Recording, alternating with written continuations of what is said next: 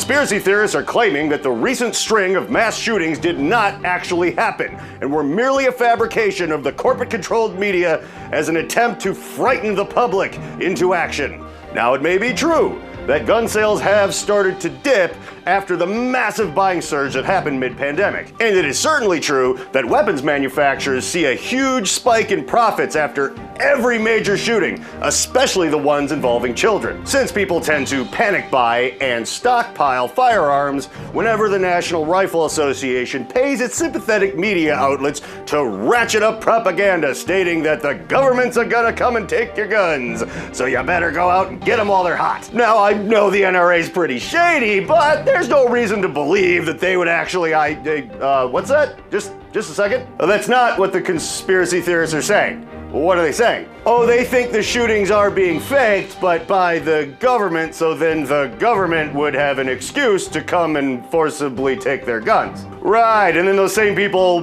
run out and buy a ton of them, just in case. But then no one ever comes to take them. Well, but okay, yeah.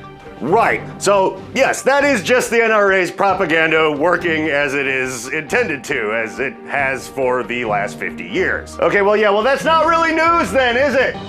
No.